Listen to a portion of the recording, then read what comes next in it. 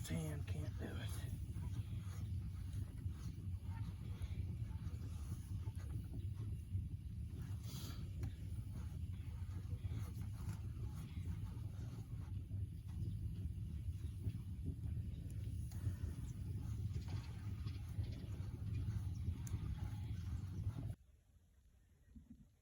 Well, I didn't catch any of that on video, but I've got 4 prospects for oak dowels, riven, rived up, split, whatever you want to call it. No sapwood, no heartwood, straight grain, red oak, and I'll go from there. I don't have a shaving bench or anything like that, so I'll see what I can do to get those turned into pegs.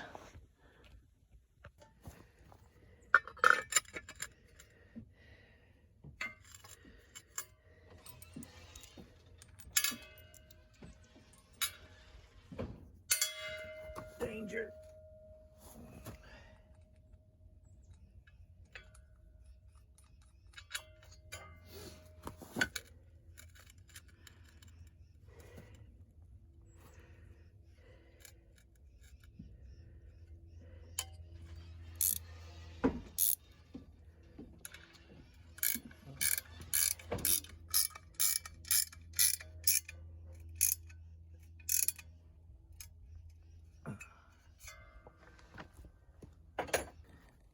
Well, I've done that thing that I do when I get close to a finish.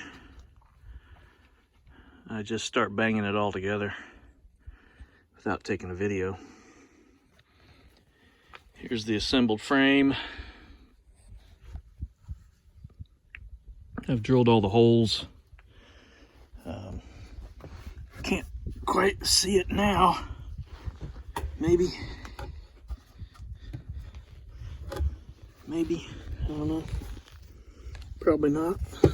Yeah, you can kind of see it down in there. See how that doesn't look like a perfect circle through there? I'm doing what they call draw boring. So the hole in the tenon is an 1/8 inch that way towards the tenon, away from this hole. So when you drive a pin in, or a peg, or a tree nail, or a trundle, or a dowel, it will pull this joint together. So that's what that is. Sorry I didn't show you that, but it's kind of fun being at this point on winter solstice. I've got my post bases fabricated and attached, and my posts are tolerance to accept all of that material. I still need to take some of this away so I don't have anything proud there. It's kind of hard to get a good picture so far. I don't think I'm going to get it up today. I'd planned to, but the sun right around the shortest day of the year is, where is sun? Jesus, that's bright. Anyway, shortest day of the year is not real conducive to getting a bunch of work done. So working on some pegs. You can kind of see the test one there. I won't drive these home. I'll get them made, and I'll show you some of that, and then I'm going to disassemble this based upon my wife's stellar advice. Don't rush it, just pack it away. We got rain coming tomorrow, and I need more than an hour's time to get this sorted out. So I'll get the pegs made and go from there. So here's the method for making pegs. These are oak. It's red oak, and I rived those out of a piece of firewood and then use a draw knife to whittle those down, and then I make a test fit pattern to tell me when I'm getting close. You couldn't see that, could you? There we go. Anyway, you need about a, I don't know, that's a 6-inch. Let me anchor the camera here. Hold on. There we go. Okay. So this is 6 inches, and as you can see, that's going to get driven in. Not so worried about that. The critical point is where the tenon comes into the mortise, right in there through the face.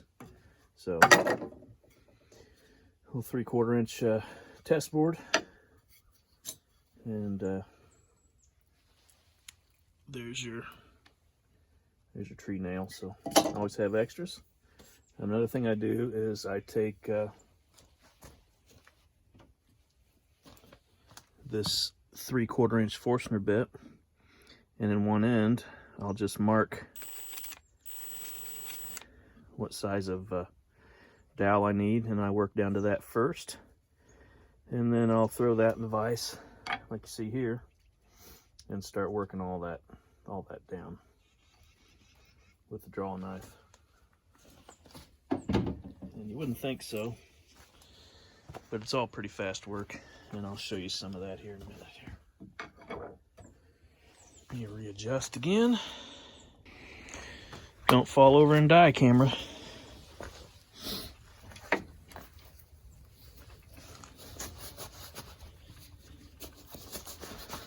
Okay, so I've worked this one a little bit.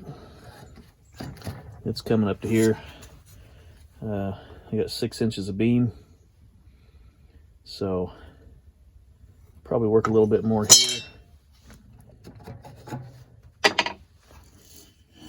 and bring it all in.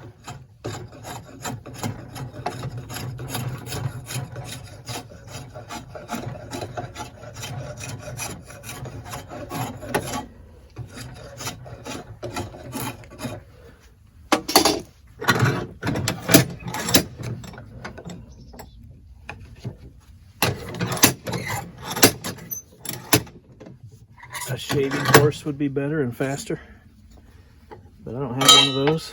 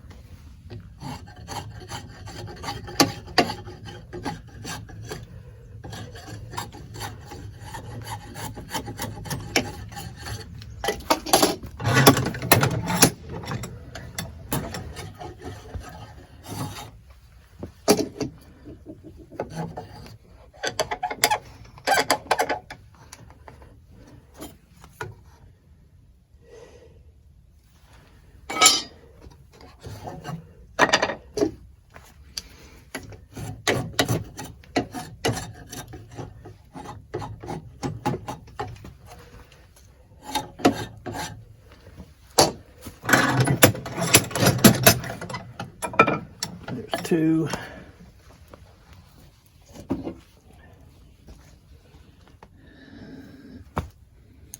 Like I was showing you, you don't need much.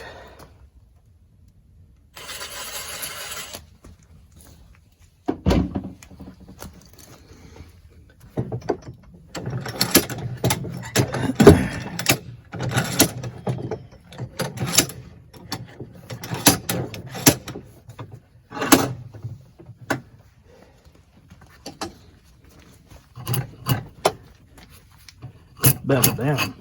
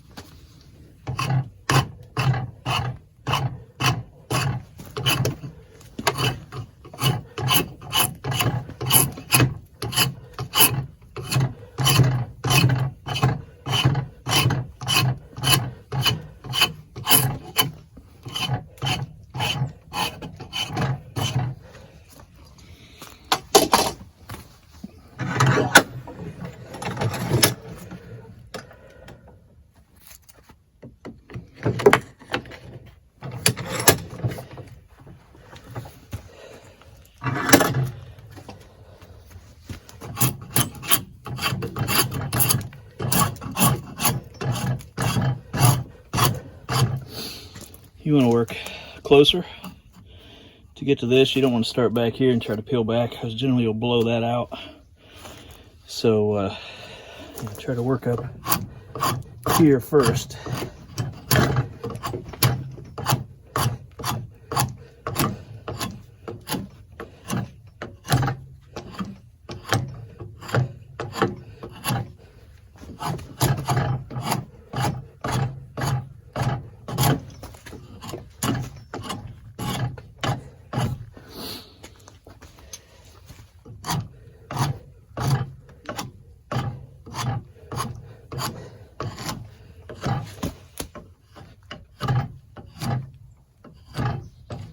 That's close 3/4.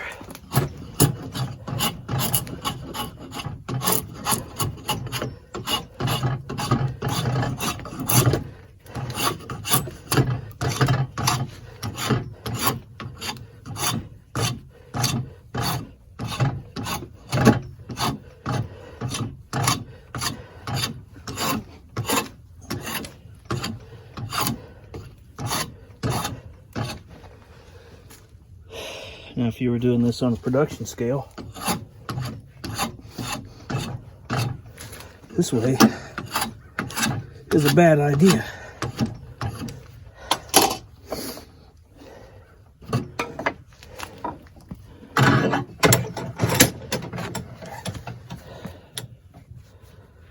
But I'm not doing any kind of production.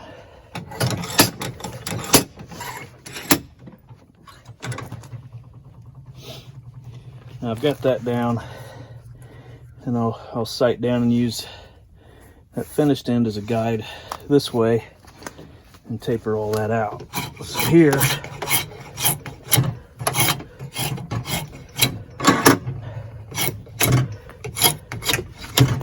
you don't really need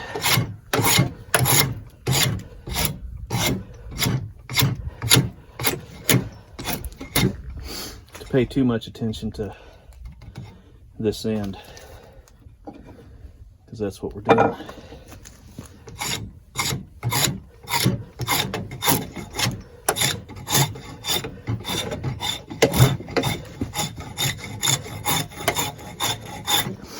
And you can make these on a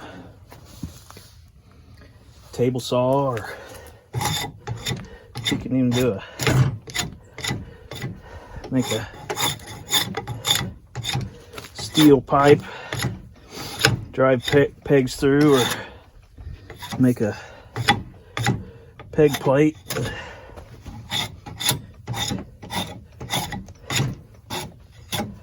Get it close and then drive it through the plate.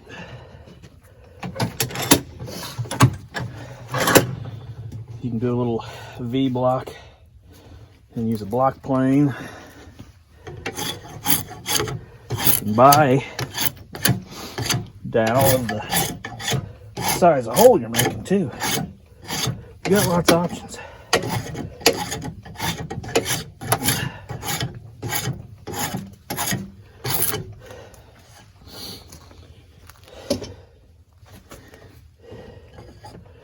So here we are, we're already working on up there, and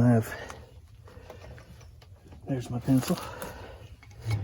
I'll just give that a mark as I'm working to it, where I want my peg to end. And I'll keep going. I know you can get a little bit more gentle.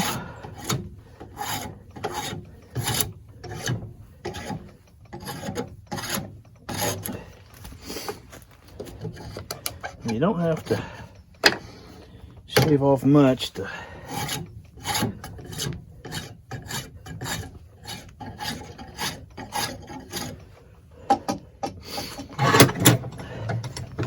get to where you need to go.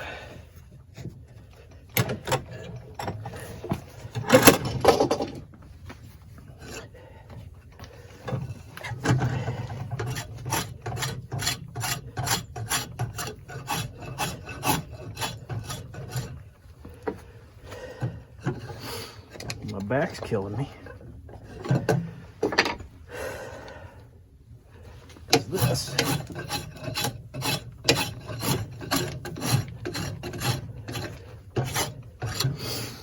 Here's a job that's better done sitting down.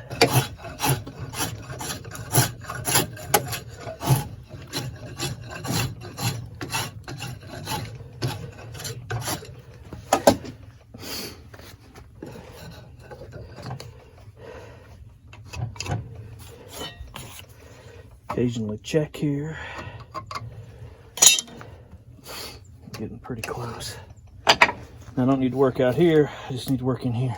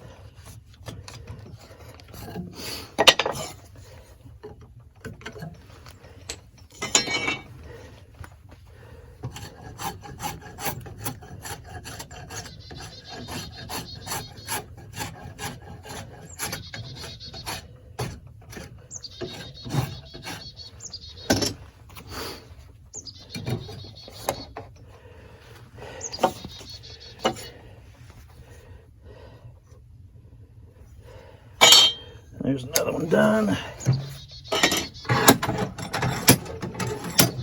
So you can see that's pretty quick.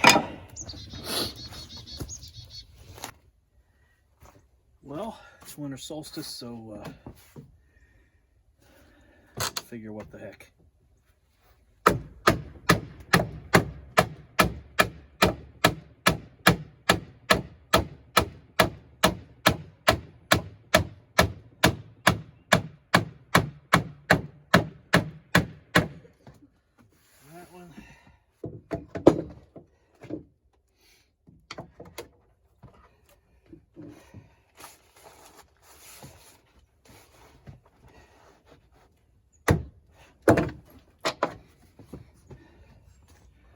It's important to orient the grain on these. With the pegs cross grain to how do I put that?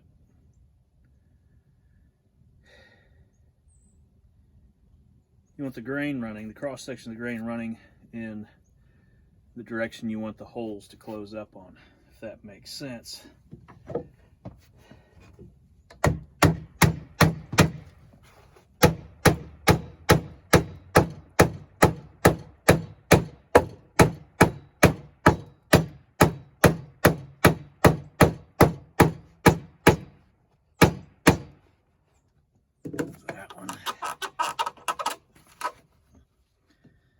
Check that one.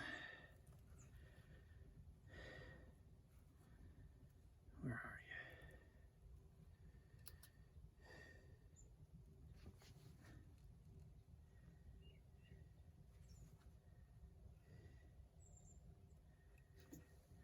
you? Now it's getting dark out. I don't have my glasses on.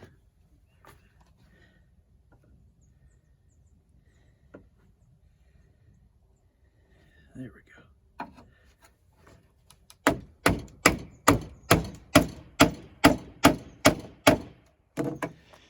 Now, I think we can have a timber raising party right before it gets dark.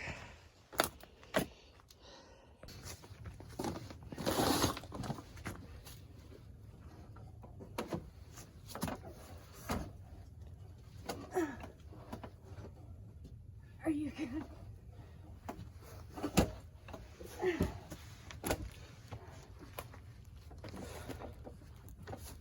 Cool. I don't think your little boards are gonna do anything. just need them to. Okay, just hug that, unless you can lift and. I don't know. Okay. Come down here.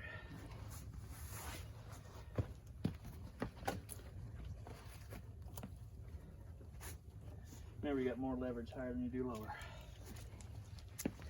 Out.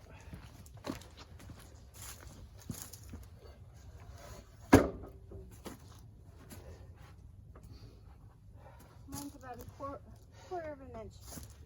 That's okay. Toward the shed. That's fine. You can hammer.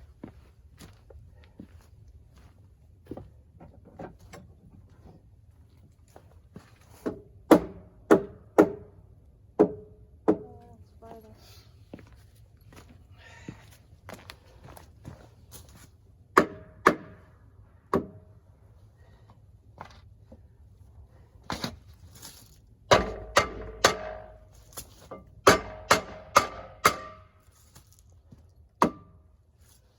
Still good down there? Well, it's oh, the wood is a little crooked. That's good there. Okay, drill. Where to put the drill drive? I think it's out on the ground. Is it There right it is. Do you want me to be on the other side? Nope, you stay right there.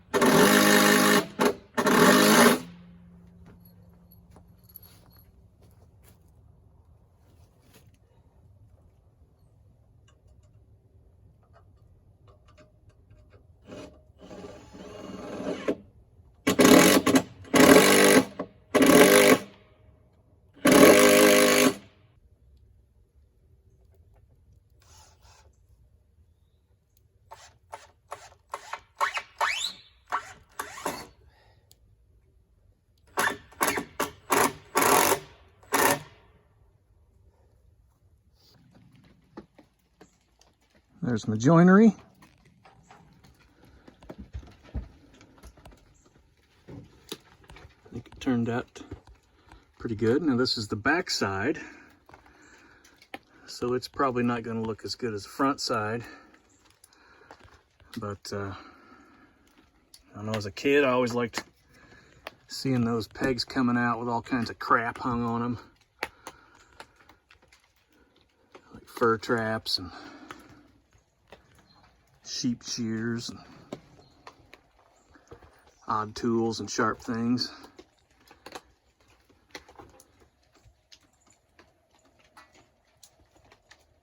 Yeah, pretty happy.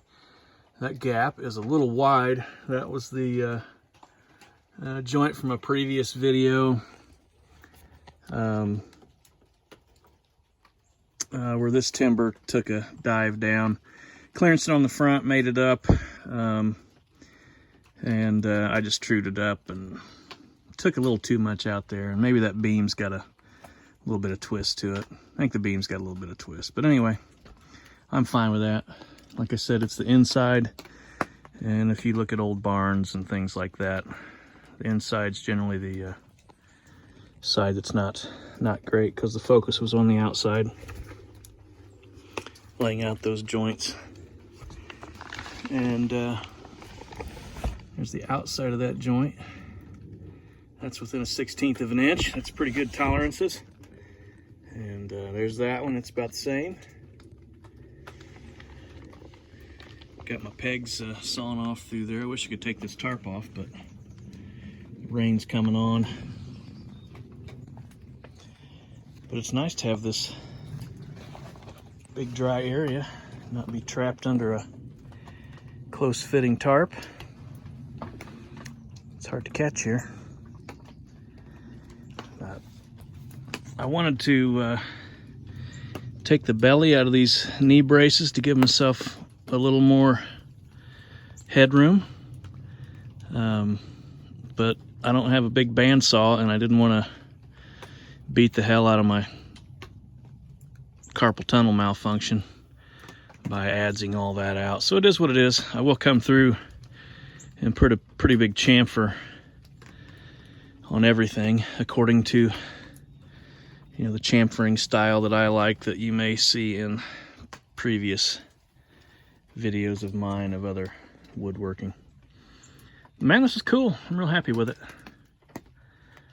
Can't wait to get the rafters on and pop that outside up. That'll be nice. Maybe fit Norman under there. Never mind the full trash bag from the last week. But I'll drop that off at the hardware store where you do things in a rural community.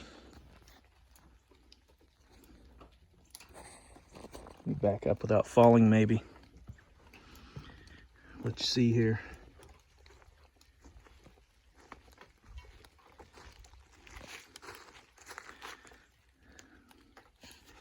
Yep, that'll come off out to about here. I think I can probably fit Norman up under there, under that overhang. That's fun. Minus all the clutter. It'll be neat walking around into my new shop. Pretty even. I'm even happy with the concrete piers, minus my malfunction with that. I think they turned out nice. Exactly the shape I wanted and the style. Probably just leave it. This is so cool.